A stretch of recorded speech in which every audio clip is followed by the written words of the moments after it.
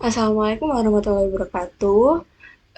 Kami dari kelompok kelima akan mempresentasikan materi chapter 15 yang berjudul The Expenditure Cycle Purchasing to Cash Disbursement.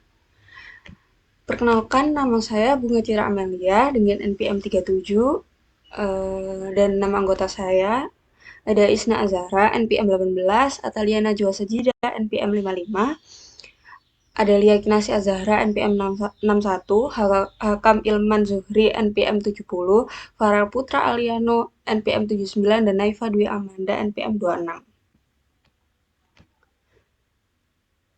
Jadi kita masuk ke expenditure cycle atau bisa disebut siklus pengeluaran.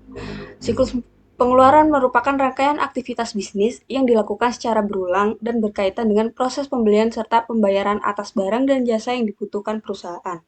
Dalam siklus ini, pertukaran informasi eksternal terutama terjadi antara perusahaan dan para vendor. Di dalam perusahaan, informasi mengenai kebutuhan pembelian barang atau bahan baku berasal dari siklus pendapatan, siklus produksi, bagian pengendalian persediaan, serta berbagai departemen lainnya. Setelah barang atau bahan diterima, informasi penerimaan tersebut disampaikan kembali kepada bagian-bagian yang sebelumnya mengajukan permintaan. Selain itu, data terkait pengeluaran juga diteruskan ke buku besar atau general ledger dan sistem pelaporan untuk dicatat dalam laporan keuangan serta digunakan dalam penyusunan laporan manajemen. Selanjutnya ada cycle dari expenditure cycle atau siklus pengeluaran. Yang pertama, siklus pengeluaran berhubungan langsung dengan supplier atau pemasok. Perusahaan mengirimkan purchase order sebagai surat pesanan pembelian kepada supplier. Selain itu, supplier mengirimkan barang atau jasa beserta invoice atau faktur. Setelah barang diterima dan diverifikasi, perusahaan melakukan pembayaran kepada supplier. Inilah pertukaran eksternal utama dalam siklus pengeluaran. Lalu siklus selanjutnya, siklus pengeluaran juga terhubung dengan revenue cycle atau siklus pendapatan. Jika terjadi back order atau kekurangan barang dalam proses penjualan, informasi tersebut menjadi dasar untuk melakukan pembelian melalui siklus pengeluaran. Dengan demikian, siklus ini membantu memastikan ketersediaan barang untuk dijual. Kemudian terdapat hubungan dengan bagian inventory control atau pengendalian persediaan. Ketika stok barang menipis, bagian persediaan mengirimkan informasi purchase needs atau kebutuhan pembelian. Setelah barang diterima, informasi receipt of goods dikirim kembali ke bagian persediaan untuk memperbarui data stok. Hal ini bertujuan menjaga akurasi persediaan dan mencegah kekurangan atau kelebihan stok. Siklus pengeluaran juga berhubungan dengan berbagai departemen dalam perusahaan. Setiap departemen dapat mengajukan permintaan pembelian sesuai kebutuhan operasional. Setelah barang diterima, barang tersebut akan diserahkan kepada departemen yang bersangkutan. Selain itu, terdapat hubungan dengan production cycle atau siklus produksi. Bagian produksi menginformasikan kebutuhan bahan baku atau raw material needs. Setelah bahan baku dibeli dan diterima, bahan tersebut digunakan dalam proses produksi. Dengan demikian, siklus pengeluaran mendukung kelancaran kegiatan produksi. Terakhir, semua data pembelian dan pembayaran yang terjadi dalam siklus pengeluaran akan dikirim ke General Ledger dan Reporting System. Data ini digunakan untuk pencatatan akuntansi, penyusunan laporan keuangan, serta laporan manajemen. Lalu slide selanjutnya ada tujuan manajemen dalam expenditure cycle. Tujuan utama manajemen dalam siklus pengeluaran adalah meminimalkan total biaya dalam memperoleh dan memelihara persediaan, perlengkapan, serta berbagai jasa yang dibutuhkan organisasi atau untuk beroperasi. Tujuan yang lain antara lain yang pertama adalah menentukan tingkat persediaan dan perlengkapan yang optimal agar tidak terjadi kelebihan atau kekurangan stok. Yang kedua, memilih pemasok yang mampu memberikan kualitas dan pelayanan terbaik dengan harga paling kompetitif. Yang ketiga, menjaga ketersediaan kas yang cukup agar dapat memanfaatkan diskon yang ditawarkan pemasok. Yang terakhir, tujuannya adalah memanfaatkan teknologi informasi IT untuk meningkatkan efisiensi dan akurasi dalam proses pembelian dan penerimaan barang. Halo semuanya, jadi di sini saya akan menjelaskan mengenai 4 aktivitas utama dalam siklus pengeluaran atau yang disebut dengan expenditure cycle. Jadi pertama kita dimulai dari ordering. Di sini kita memesan bahan baku, perlengkapan, atau jasa yang dibutuhkan oleh perusahaan. Fokusnya adalah memilih vendor yang tepat agar kita dapat harga dan kualitas yang terbaik. Setelah dipesan, barangnya datang di tahap receiving. Tugas kita di sini adalah mengecek apakah barangnya sudah sesuai dengan yang dipesan, atau apakah jumlahnya pas, dan apakah ada yang rusak. Lalu kita masuk ke tahap approving supplier invoice. Kita nggak asal bayar ya teman-teman, tapi kita cocokkan dulu nih antara tagihan dari vendor dengan bukti pesanan dan laporan penerimaan tadi. Terakhir adalah cash disbursement. Ini adalah tahap pembayaran. Setelah semuanya oke, baru deh kas dikeluarkan untuk melunasi kewajiban kita ke pemasok. Jadi guys, di sini tuh ada diagram aliran data level 0 untuk siklus pengeluaran nih. Jadi sekarang mari kita lihat bagaimana alur ini tuh berjalan secara sistematis di dalam diagram ini teman-teman. Jadi alur itu dimulai saat bagian gudang atau departemen terkait mengirimkan purchase requisition di sini. Sistem akan memproses pesanan ke pemasok melalui purchase order. Terus, setelah pesanan dikirim oleh pemasok, alur bergerak ke bagian penerimaan.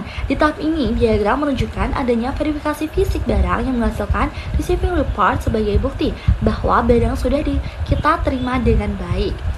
Nah, lalu alur kemudian berlanjut ke bagian utang usaha atau yang disebut dengan accounts payable nih teman-teman nih. Di sini terjadi proses percocokan 3 dokumen utama atau yang biasa disebut three-way match, yaitu pesanan, pembelian, laporan penerimaan, dan faktur dari pemasok nih. Nah, lalu jika semua dokumen sudah cocok dan disetujui, alur terakhir bermuara pada pengeluaran cash nih teman-teman nih. Pengeluaran cash, sistem akan menjadwalkan pembayaran dan memotong saldo kas perusahaan untuk melunasi kewajiban tersebut. Jadi, seluruh siklus ini tuh dirancang agar setiap rupiah yang keluar dari perusahaan memiliki bukti dokumennya lengkap dan sah. Nah, lalu kita lihat nih teman-teman, jika kita perhatikan diagram tersebut, alurnya tidak sekedar kotak-kotak terpisah, melainkan sebuah rantai informasi yang saling mengunci. Nah, semuanya dimulai dari kebutuhan departemen. Diagram menunjukkan bahwa fungsi ordering mengeluarkan purchase order atau yang disebut dengan PO sebagai instruksi resmi kepada vendor untuk mengirimkan barang. Lalu panah berikutnya nih teman-teman menunjukkan ke receiving. Di sini alur diagram menekankan pentingnya verifikasi fisik. Petugas penerimaan mencatat apa yang benar-benar sampai, bukan sekedar apa yang ada di kertas pesanan. Nah, di bagian approving invoice nih teman-teman, diagram ini menunjukkan proses pencocokan. Bagian utang usaha akan menarik data dari tahap 1 pesanan dan tahap 2 penerimaan untuk memastikan tagihan dari vendor itu valid dan akurat. Terakhir nih, panah diagram berujung pada cash disbursement ini adalah pintu keluar untuk perusahaan. Pembayaran hanya akan dilakukan jika ketiga tahap sebelumnya sudah sinkron dan terverifikasi.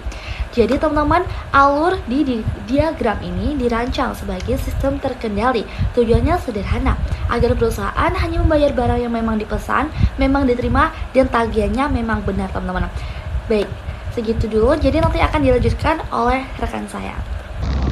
Selanjutnya, diagram ini menunjukkan bagaimana sistem ERP mengintegrasikan seluruh proses pembelian, penerimaan barang, pencatatan utang, hingga pembayaran kepada supplier dalam satu sistem database terpusat. Semua bagian saling terhubung melalui integrated database yang berisi data supplier, inventory, purchase order, dan receiving report. Selanjutnya, bagian purchasing. Proses dimulai dari yang pertama, purchase requisition dibuat oleh bagian yang membutuhkan barang. Yang kedua, sistem pembuatan purchase order. Dan yang ketiga, purchase order dikirim ke supplier. Program yang terlibat yaitu purchase order entry dan purchasing program. Tujuannya adalah memastikan barang atau jasa dipesan sesuai kebutuhan perusahaan. Selanjutnya, bagian receiving. Setelah supplier mengirim barang, yang pertama, bagian receiving menerima barang.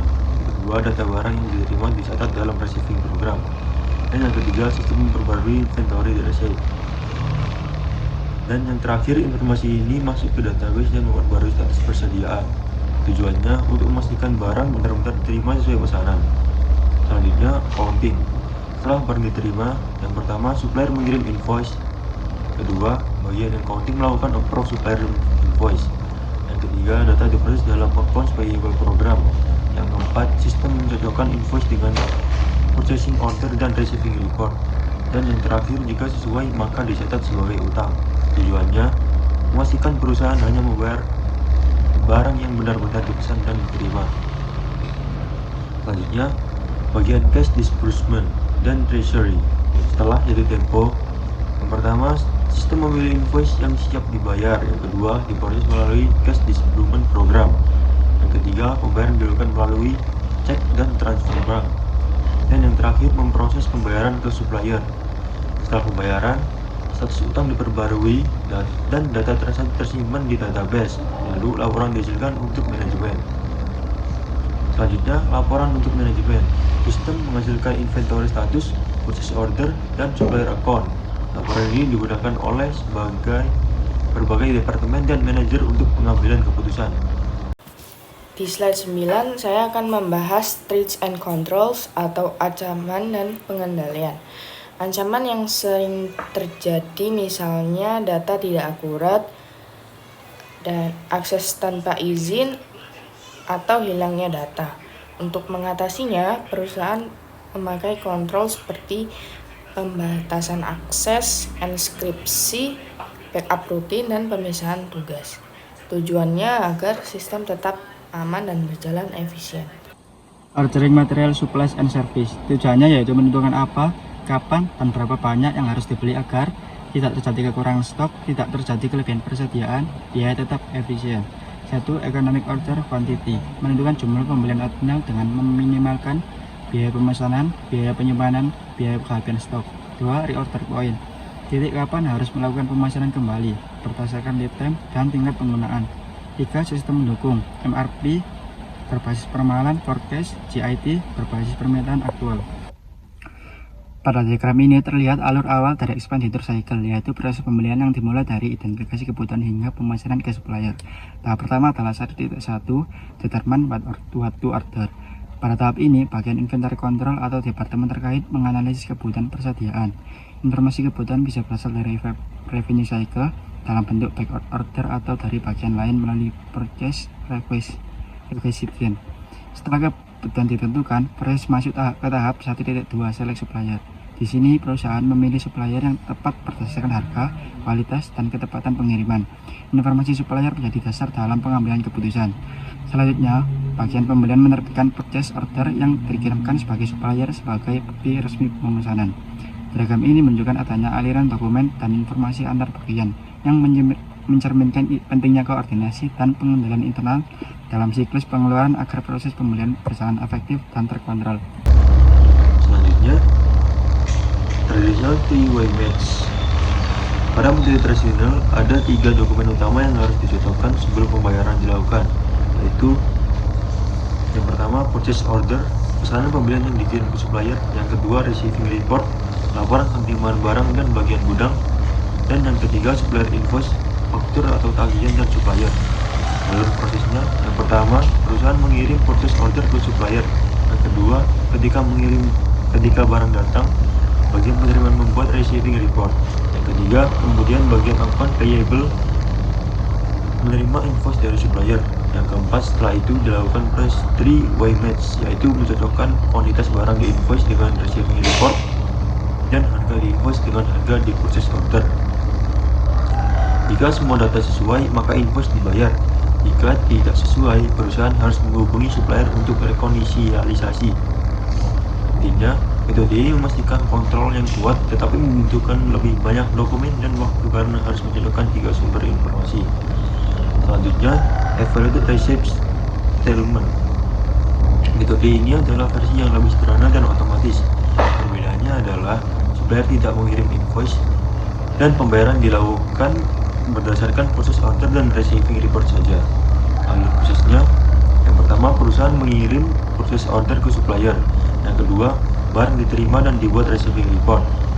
Yang ketiga, sistem secara otomatis menghitung jumlah yang harus dibayar dan mengalihkan jumlah barang yang diterima dengan harga di purchase order. Dan yang terakhir, perusahaan langsung membayar supplier. Intinya, RS menggunakan two-way match, processing order dan receiving report tanpa invoice. Cash disbursement, ancaman, kehilangan diskon pembelian pembayaran ganda, duplicate payment, pembayaran fiktif atau tidak sah, penyalahgunaan dana dan cek, perubahan data rekening supplier tanpa otorisasi, serta masalah arus kas, pengendalian, pemisahan tugas, authorization custody, recording. Pada tulisan lengkap, voucher package tanda tangan otorisasi, cek nominal besar sampai 2 tanda tangan, rekonsiliasi bank rutin, pembatasan akses data, supplier penggunaan sistem EFT dengan password dan audit trial, impress fund system untuk ready cash, penyusunan cash flow budget. Materi selanjutnya adalah segregation of duties. Dalam siklus pengeluaran, perusahaan melakukan berbagai aktivitas mulai dari permintaan pembelian, pemesanan barang, penerimaan, pencatatan uang, hingga pembayaran kepada pemasok. Karena melibatkan kas dan persediaan, siklus ini memiliki risiko kesalahan dan kecurangan yang cukup tinggi.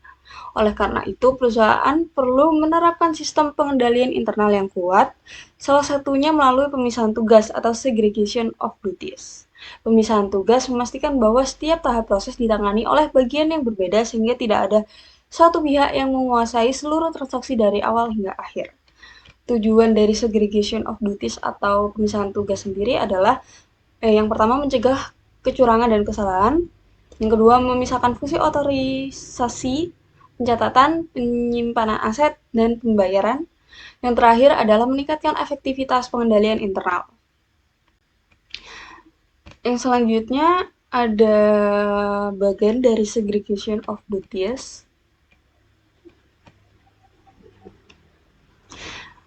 Proses dimulai dari any employer yang membuat purchase requisition atau permintaan pembelian. Pada tahap ini, karyawan hanya berwenang mengajukan kebutuhan barang atau jasa, bukan menyetujui atau melakukan pembelian. Selanjutnya, permintaan tersebut masuk ke dalam purchasing atau buyer. Bagian pembelian bertugas meninjau dan menyetujui permintaan.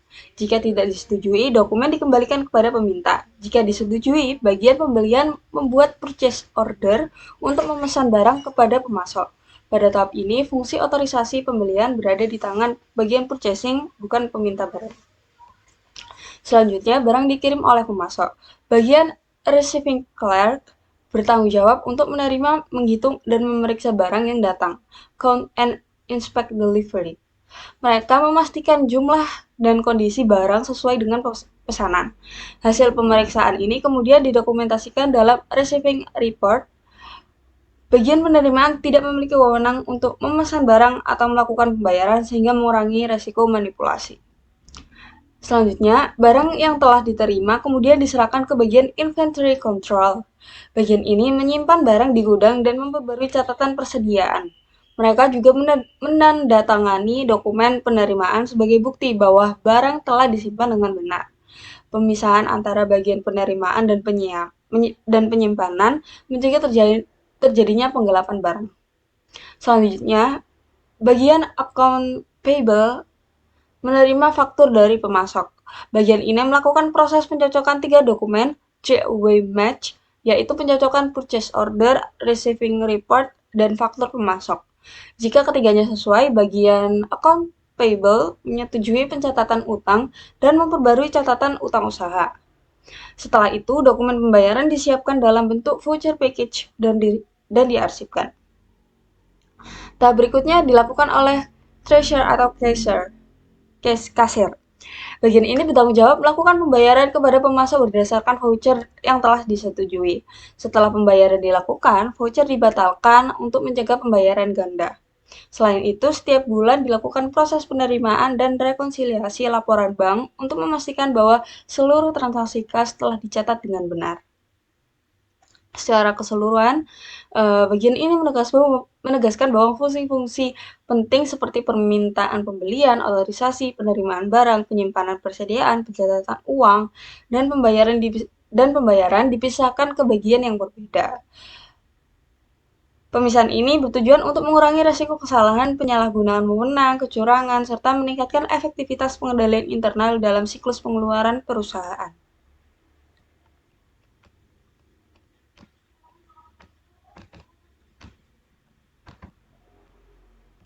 Lalu selanjutnya ada studi kasus AOE atau Alpha Omega Electronics. Alpha dan Omega Electronics sudah menggunakan sistem ERP untuk menekankan biaya. Namun masih menghadapi beberapa masalah utama seperti persediaan tidak akurat sehingga terjadi stock out dan produksi menjadi terlambat. Selain itu, beberapa supplier terlambat mengirim barang dan ada juga yang mengirim produk dengan kualitas buruk sehingga mengganggu proses produksi. Perusahaan juga dapat mengalami kerugian besar akibat fraud transfer dana sebesar $8 juta karena email palsu yang meminta perubahan rekening pembayaran. Kondisi ini menunjukkan bahwa masih ada kebutuhan perbaikan pada sistem ERP dan pengandalian agar operasional perusahaan berjalan lebih efektif dan aman. Lalu selanjutnya ada solusi untuk mengatasi masalah tersebut. AOE perlu menerapkan perpetual inventory system agar data persediaan selalu terbarui secara real time. Penggunaan teknologi barcode atau RFID juga dapat membantu meningkatkan akurasi pencatatan stok. Perusahaan perlu melakukan monitoring supplier performance secara rutin dan menerapkan approved supplier list agar hanya pemasok yang terpercaya yang digunakan. Dalam hal pembayaran, perlu diterapkan dual authorization untuk setiap transfer dan guna mencegah fraud. Selain itu, perusahaan harus memperkuat akses kontrol pada sistem ERP, sehingga hanya pihak yang berwenang yang dapat mengubah data penting termasuk informasi rekening pemasok. Dari keterangan di awal, dapat diambil kesimpulan bahwasanya siklus pengeluaran merupakan proses penting yang memastikan organisasi memperoleh barang dan jasa secara efisien, tepat waktu, dan dengan biaya yang optimal. Sistem informasi terintegrasi seperti ERP sangat membantu dalam meningkatkan akurasi data, efisiensi operasional, serta pengendalian internal. Pengendalian yang kuat dan pemisahan tugas yang jelas sangat diperlukan untuk mencegah kesalahan, kecurangan, dan kerugian finansial. Selain itu, strategi pengelolaan persediaan seperti EOQ, MRP, dan JIT dapat membantu perusahaan mengoptimalkan stok dan meningkatkan efisiensi operasional. Secara keseluruhan, pengelolaan siklus pengeluaran yang efektif akan meningkatkan kinerja operasional, menjaga stabilitas keuangan, dan mendukung pengambilan keputusan manajerial yang lebih baik.